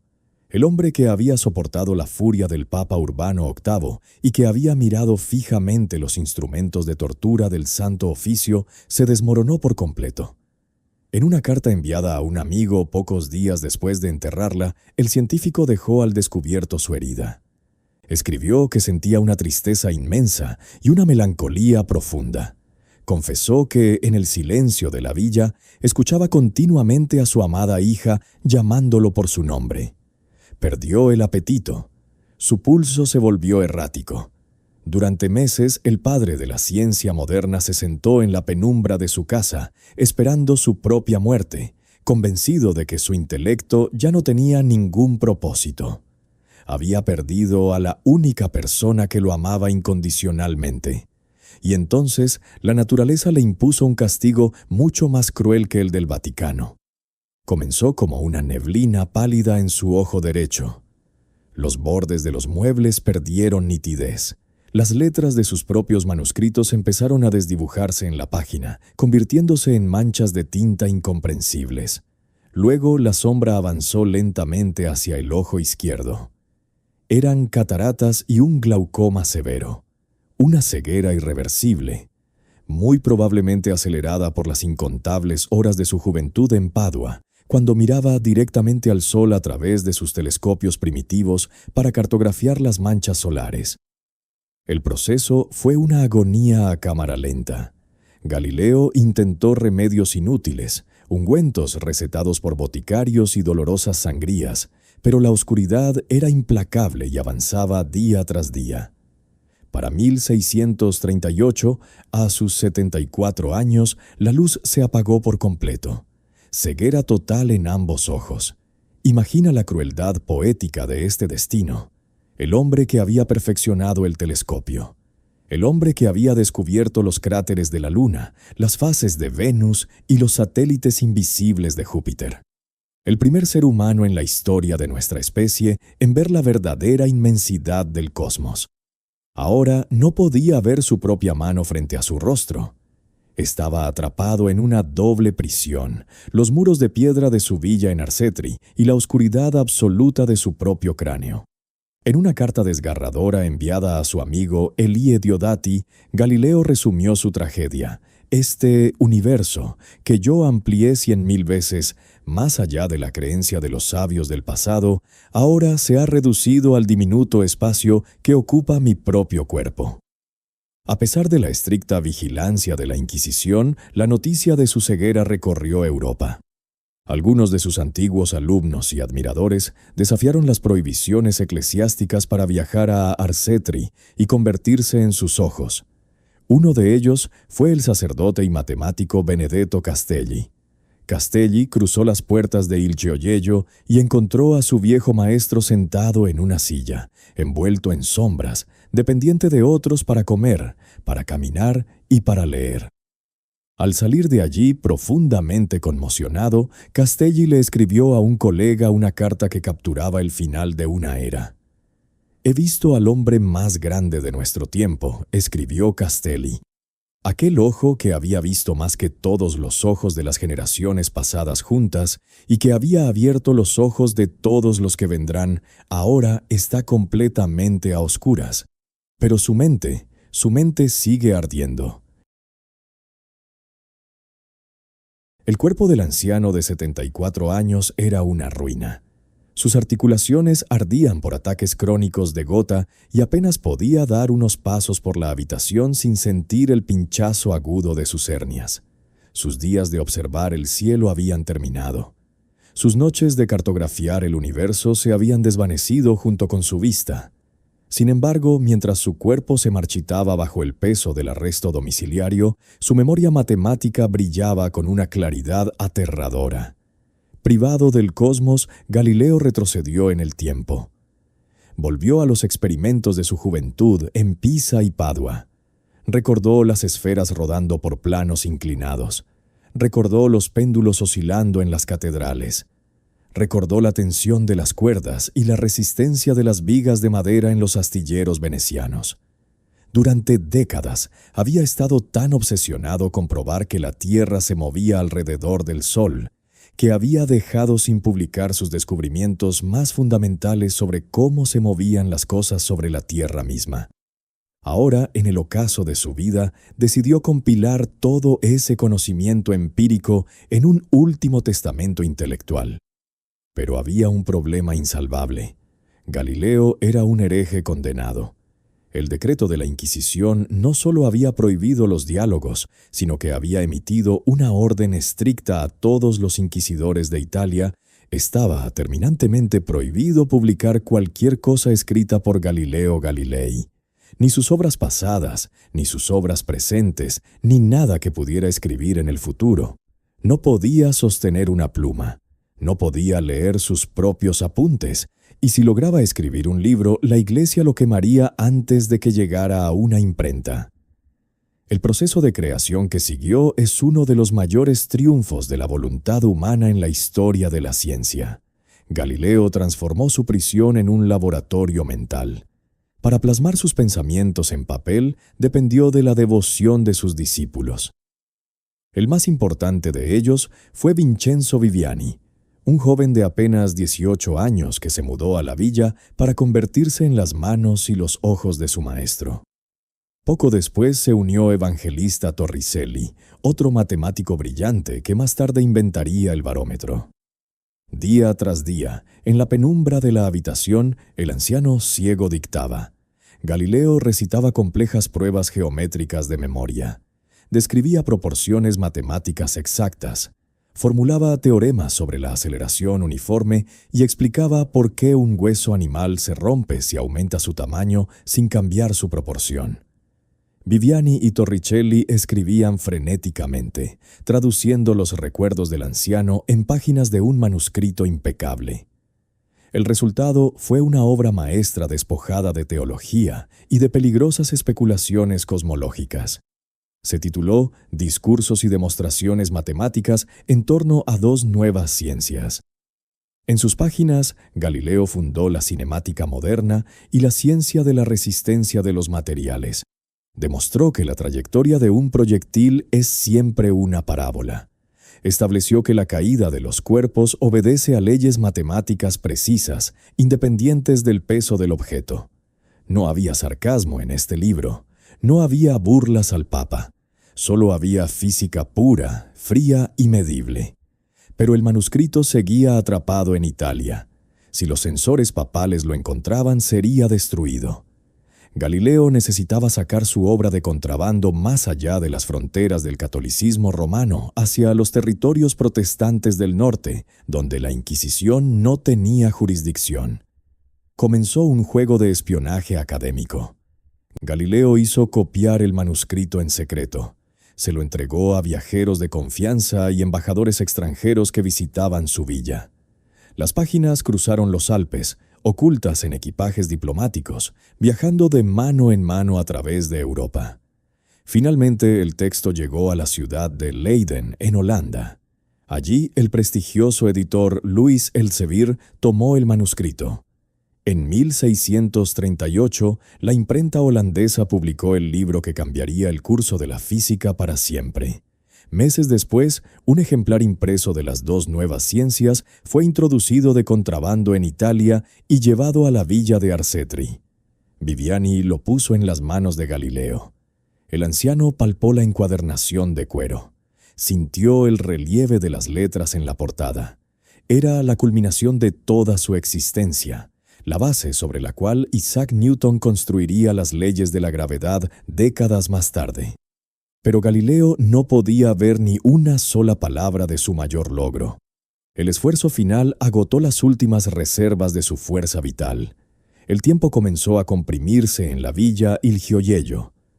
Los años 1639, 1600, 40 y 1641 pasaron en una monotonía dolorosa, marcada solo por las visitas de eruditos extranjeros que peregrinaban a Florencia para ver al legendario mártir de la ciencia.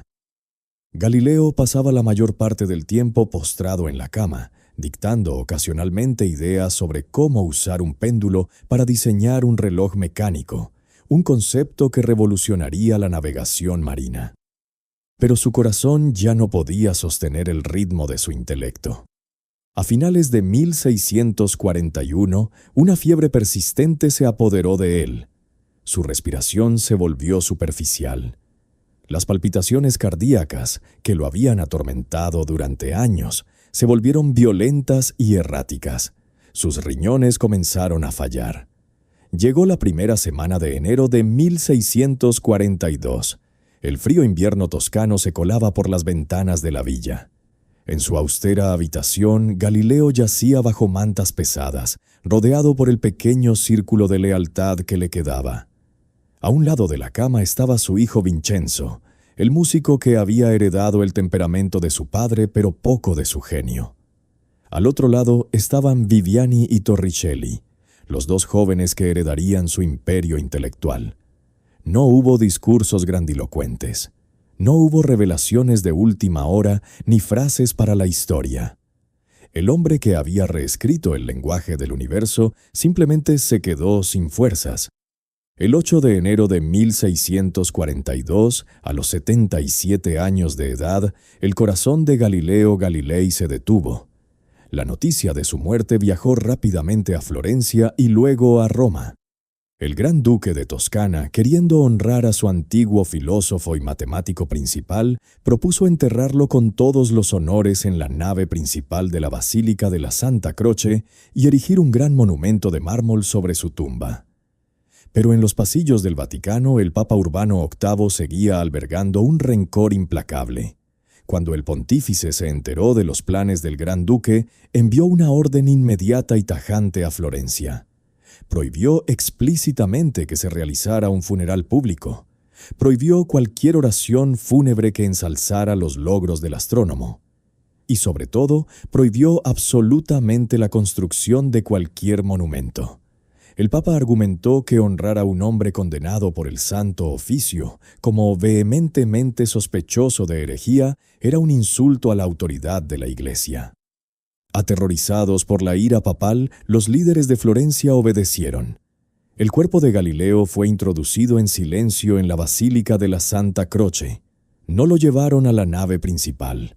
Lo escondieron en una pequeña y oscura habitación sin ventanas, situada debajo del campanario, junto a la capilla de los novicios.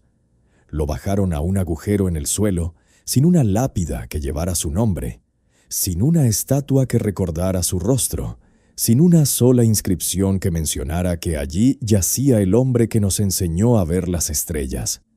Había sentado las bases de los próximos 3 siglos de ciencia empírica. Había entregado a la humanidad las leyes inmutables del movimiento. Pero su cuerpo fue empujado a un rincón olvidado en la oscuridad, condenado por un gobernante que creía que enterrar un cadáver era suficiente para enterrar la verdad. La Inquisición había ganado. El Papa había asegurado que el nombre y el cuerpo de Galileo Galilei fueran borrados de la historia oficial. O al menos, eso es lo que Roma creyó esa fría mañana de invierno. Durante casi un siglo, el hombre que reescribió las leyes del cosmos permaneció pudriéndose en un agujero sin nombre, bajo el campanario de la Basílica de la Santa Croce. Sin epitafio, sin flores, solo el peso de la piedra y el silencio del dogma. La Inquisición había silenciado su voz, censurado sus libros y escondido su cadáver en la oscuridad. Parecía el final perfecto para un hereje. Pero había un problema inmenso, silencioso e imparable. La tierra seguía moviéndose. Mientras los huesos de Galileo descansaban en la penumbra, sus ideas incendiaban Europa. Sus 2 nuevas ciencias, aquel libro sacado de contrabando hacia Holanda, había caído en manos de una nueva generación.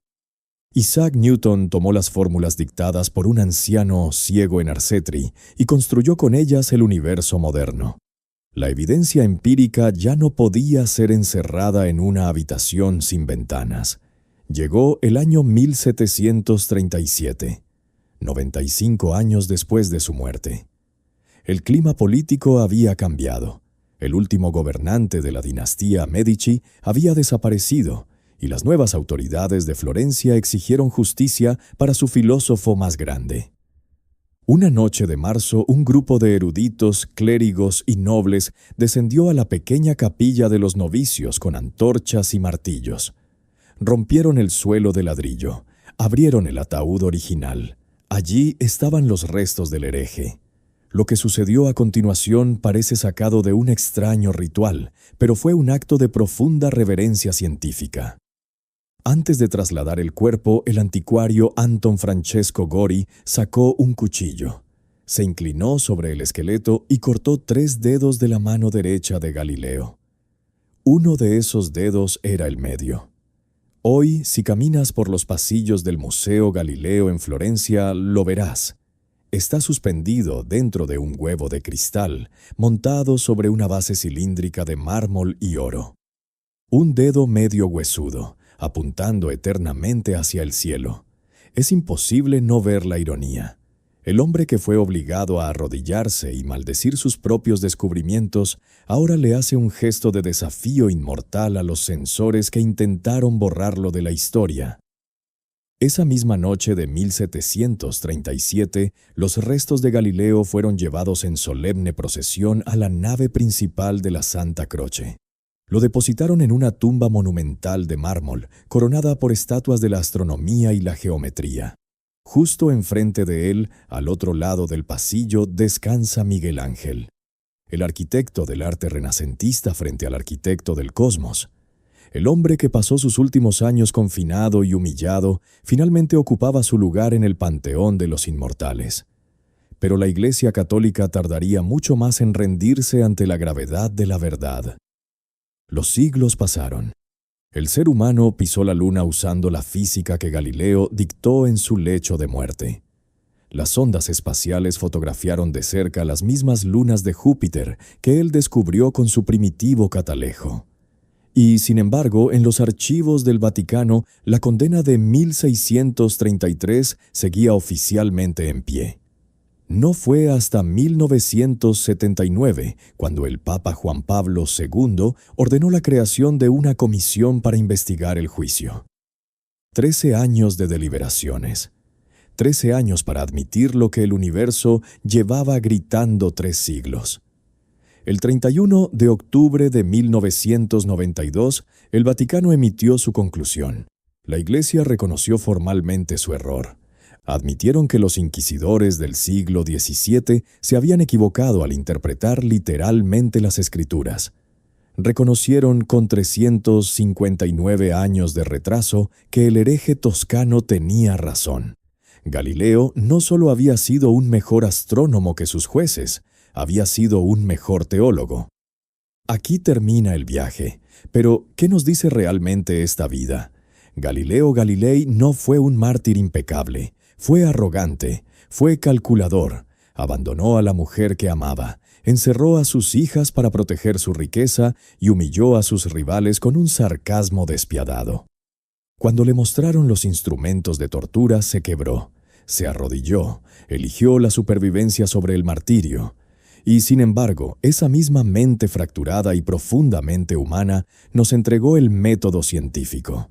Nos enseñó que la autoridad de 1000 dogmas no vale nada frente a la humilde razón de un solo individuo armado con la evidencia. Regresemos al principio, al padre de la ciencia moderna, al gigante que revolucionó nuestra comprensión del cosmos. El hombre que abrió el universo a la humanidad murió completamente ciego, bajo arresto domiciliario, convencido de que su luz se había extinguido para siempre. Pero la verdad empírica tiene una fuerza gravitatoria ineludible. Tarde o temprano termina por reordenar el mundo. Hoy, cuando miras las estrellas, estás viendo el universo a través de sus ojos ciegos. Él pagó el precio de sacarnos de la oscuridad. ¿Estaríamos nosotros dispuestos a pagar el mismo precio hoy?